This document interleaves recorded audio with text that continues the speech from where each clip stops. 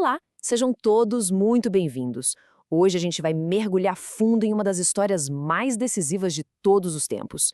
Um evento que, basicamente, explica como o nosso mundo passou de uma única família para essa imensa colcha de retalhos de nações e línguas que a gente conhece hoje. A Torre de Babel.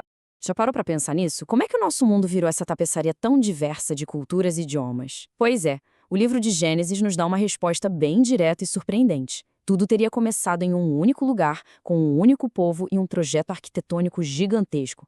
E a chave para entender isso está em estruturas como essa que a gente está vendo, o famoso zigurate de Ur. E olha, essa pergunta não é só por curiosidade, não. Ela é a chave para a gente entender a nossa própria identidade. E se a história da Bíblia não for só uma lenda, mas um registro histórico bem preciso do que aconteceu, vamos juntos explorar as evidências? Para a gente entender bem o que aconteceu, a gente precisa voltar à fita, lá para o começo, para um mundo que tinha acabado de sair das águas do grande dilúvio. Pensa num mundo com pouca gente, todos descendentes diretos de Noé e sua família, e, como a Bíblia faz questão de dizer, todos falando a mesmíssima língua.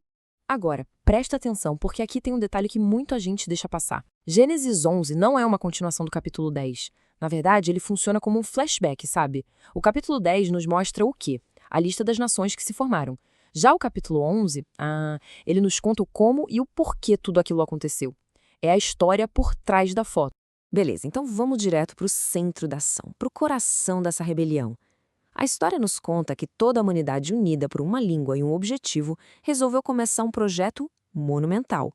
A ideia era construir uma cidade e nela uma torre que na cabeça deles iria tocar os céus.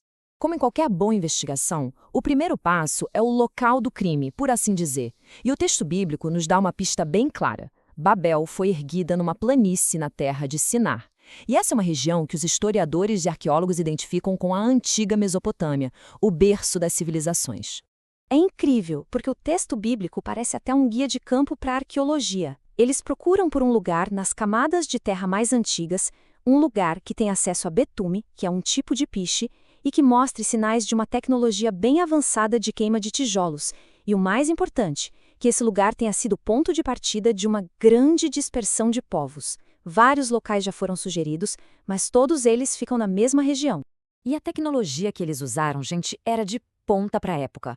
Não era aquele tijolinho de barro comum, que a primeira chuva mais forte já desmancha. Não. Eles desenvolveram um jeito de queimar os tijolos em fornos, o que os deixava super resistentes, quase como cerâmica. E para juntar tudo, usaram betume, um asfalto natural. A ideia era construir algo que durasse para sempre.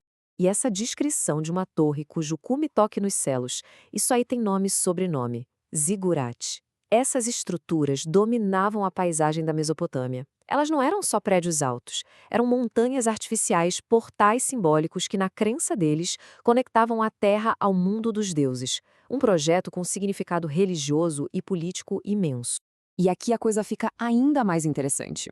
Essa ideia de construir pirâmides em degraus não ficou só lá no Oriente Médio. A gente encontra estruturas muito parecidas no mundo inteiro, em culturas que, teoricamente, nunca tiveram contato entre si. Isso é uma evidência muito forte de uma memória cultural em comum, de um projeto original que todo mundo conhecia antes de se espalhar pelo planeta. Mas o objetivo deles era bem maior do que só orgulho arquitetônico. As próprias palavras deles entregam o jogo. Façamo-nos um nome para que não sejamos espalhados. Isso era uma desobediência clara e direta ao primeiro mandamento que Deus deu à humanidade depois do dilúvio. Sejam férteis, multipliquem-se e encham a terra. E é agora que a gente chega no ponto de virada da história, na intervenção divina que não só parou o maior projeto de engenharia do mundo antigo, como mudou para sempre o curso da humanidade. O autor do texto bíblico aqui usa de uma ironia finíssima, a humanidade se esforçando para construir uma torre para alcançar os céus, mas da perspectiva de Deus, a obra era tão pequena que ele precisou descer só para conseguir enxergar. Isso mostra o abismo que existe entre a nossa ambição e a soberania de Deus. A resposta de Deus não vem com fogo ou destruição. É algo muito mais sutil e até mais eficaz. Ele não destrói a torre, ele desconstrói o time. Ao confundir a língua, ele ataca a base da união deles, a comunicação. E aí, o projeto simplesmente para. Na hora. E até o nome do lugar, Babel, se torna um memorial eterno desse evento. Em hebraico, a palavra Babel tem um som muito parecido com o verbo balal, que significa confundir. O nome da cidade virou sinônimo do seu próprio fracasso. Esse ato divino não só parou a obra. Ele deu início à maior e mais rápida migração da história da humanidade.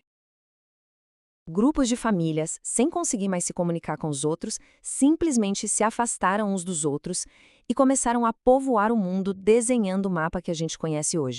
E a arqueologia, olha só, parece que encontrou os rastros disso.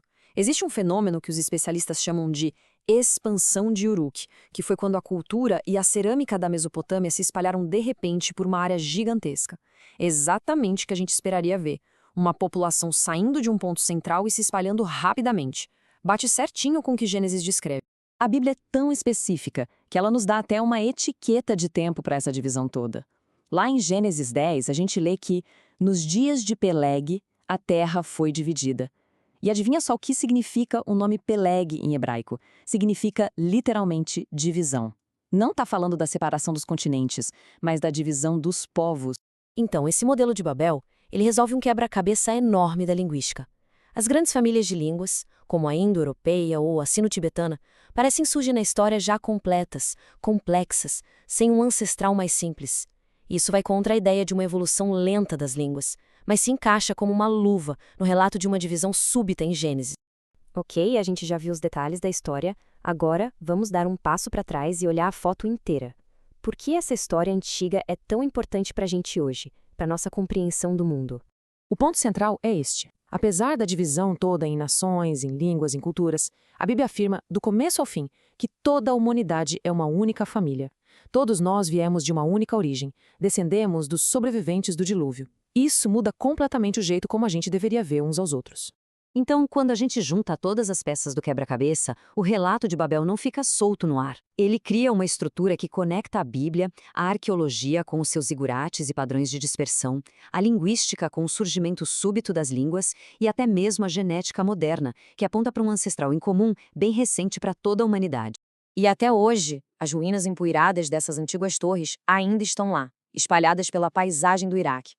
São como testemunhas silenciosas de um tempo de ambição unificada, de rebelião e de uma divisão que mudou tudo. E isso tudo nos deixa com uma pergunta muito poderosa para hoje. Se a humanidade foi dividida pela rebelião e pela confusão de línguas, o que poderia nos unir de novo? A história de Babel não é só sobre o passado, é sobre a nossa condição. Mas a boa notícia é que a Bíblia não para na divisão.